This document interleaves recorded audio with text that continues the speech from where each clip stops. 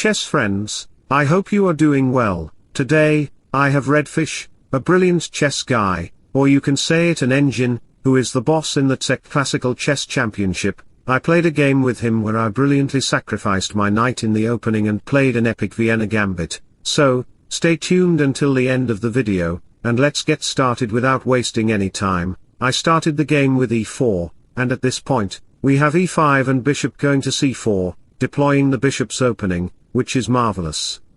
Of course, playing knight f3 was also good, but after knight f6, we have d3, a simple move, and a few moves later, we have knight to c3. You may ask, oh, this is a completely rubbish opening because after playing knight c3, you will go into the classical variation, and there is d6 and bishop g4 from black, and this opening could be very boring. No fool, I am not boring like you. I know your life is boring. I played a very epic gambit, pawn to f4, deploying the Vienna Gambit, because I am attacking the pawn. And my knight can easily go to the g5 square to attack the pawn. Later on, I will castle to gain access to the f-file, which is my plan, and it is also a common idea in the Vienna Gambit. After exchanges occurred on the f4 square, as you can see, RedFish accepted my gambit, and after queen d2, I did not want to play a long castle. I preferred to play a short castle while biting my chewing gum, and that's what I wanted in the game. We had bishop to e6 in the game to exchange the light square bishops. But I didn't want to exchange them because the light square bishop is crucial for me to keep in the game. Playing a long castle might have been a choice for RedFish. I don't know exactly what is going on in RedFish's mind. He could castle long or short, but I was very determined to play a short side castle. Suddenly, we have h6 to prevent any knight entry to the g5 square. Therefore, I played bishop a4, and he played a6 to reinforce his defenses, likely concerned about his position. He knows I have Stockfish 17 version, and if I find any vulnerability, I can completely crush his game. Just like a kitchen stove or mixer crushes potatoes or nuts. At this point, after b5, I played a very crucial move. Can you guess what I played exactly? Try to think a little about what I considered. I played the powerful move knight takes b5, sacrificing the knight like I am the boss of bosses over RedFish. Sacrificing was a brilliant move because, after the exchanges, your knight gets paralyzed, while my knight can arrive at the d4 square, attacking your knight. Your dumb bishop cannot protect the knight because he is dumb. He didn't even complete his high school diploma, such an illiterate bishop, and playing any kind of rook moves doesn't matter to me because I can play a4, not a5, as my arrow mark just slipped. Alright, a few moves later, we have c4 and rook b8 attacking the bishop. d4 follows in the game with the idea of playing d5 to attack two pieces.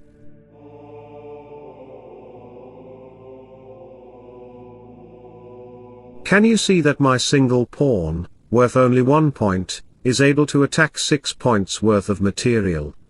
That's why RedFish is turning red in this position. I don't know why he's red or why he copied my name Fish, but he's a funny guy. So, I captured the bishop with the idea of playing knight to a7 to further press his defenses. Therefore, I first played d5, attacking the bishop, and as the bishop moved, we had a4. You can see how I made my pawn structure very strong and connected. At this point, many players might think of considering knight takes e4, thinking the pawn lacks protection.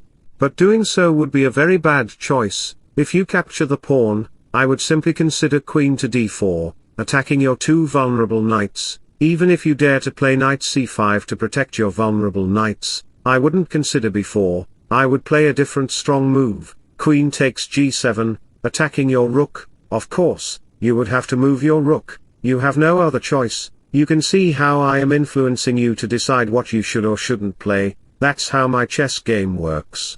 I know what I will consider after 20 to 25 moves, and I even know what my opponent might consider. I analyze every single move on the chessboard and predict what my opponent is thinking. That's why I am unique and titled the God of Chess. Of course, bishop takes knight is a very bad choice because after rook takes f3, rook to e1 will come to harass the black king. The king will face misery and lose his reputation. Many players might think of moving the king to a safer square. If you do that, like playing king d8, I would consider knight d4 with the idea of knight c6 to put pressure on your two pieces. Now, my knight is the brother of the pawn who attacked the 6 points of material earlier. Knight c6 follows in the game, attacking the bishop, and after queen takes knight, queen takes f8 will follow, and I will simply win the rook. Therefore, if you dare to consider knight takes c6, your miseries will be limitless. After I capture the knight, attacking your queen, and as your queen retreats,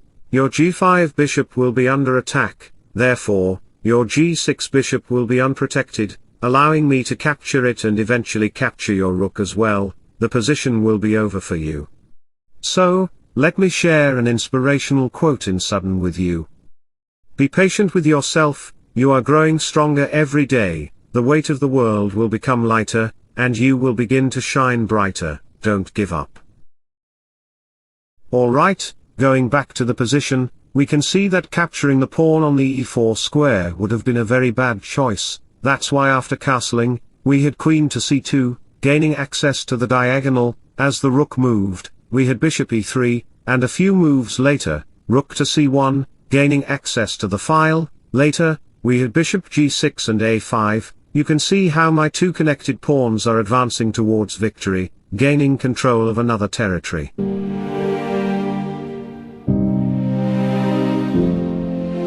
Many players might consider knight takes b5 since the pawn is unprotected. That's what RedFish played in the game, actually. Then I considered knight c6, followed by knight f6 from RedFish, putting pressure on the pawn. I couldn't protect the pawn, so I played queen e2 to put pressure on the knight on b5. Look, fool, your knight is in the wrong place. The knight has literally no square to go. Even the rook cannot protect the knight, and the queen cannot protect the knight either.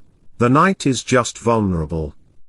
Alright, even knight a7 is not possible. Therefore, he just captured the pawn on the e4 square. Can I capture the knight on the b5 square? Let's examine it. If I capture the knight, he will likely capture the pawn on the g2 square, and if I lift my rook to f2, then he will just recapture the pawn on the d5 square with the protection of the knight. Therefore, if I capture the bishop, after queen to g4 check, the king will literally have no good squares to go to. So, after the king hides in a dustbin or a cave, queen to e4 check will follow, and there will be numerous checks along the g-file. As you can see, the game will end in a draw.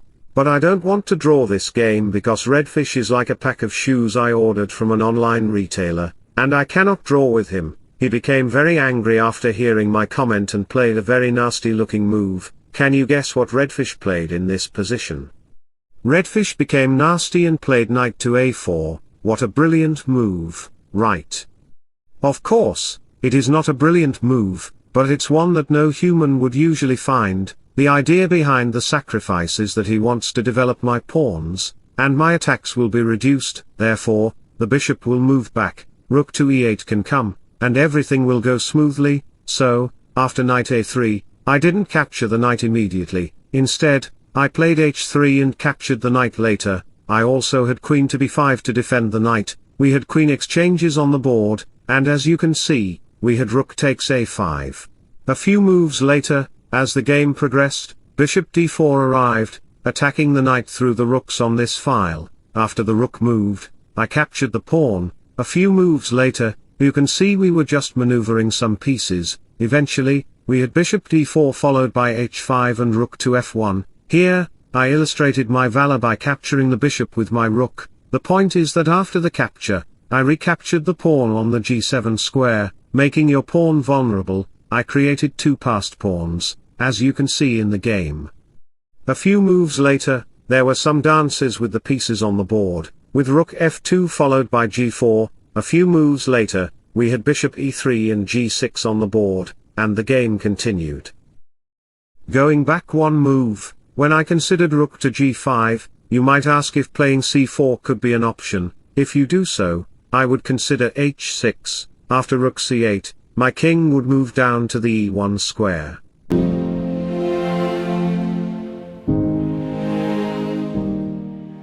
And my king would be able to protect the pawn from becoming a new queen. My pawns are ready to attack the black king. Therefore, this position is completely winning for me. The pawn cannot escape its destiny. It did bad karma, bad actions in its previous life, and now it is facing the consequences in this one. Never mind. So, I hope you enjoyed the game very much. I defeated RedFish very well. I hope you will subscribe to the channel. Wishing you all the best. Bye bye, take care, and see you soon.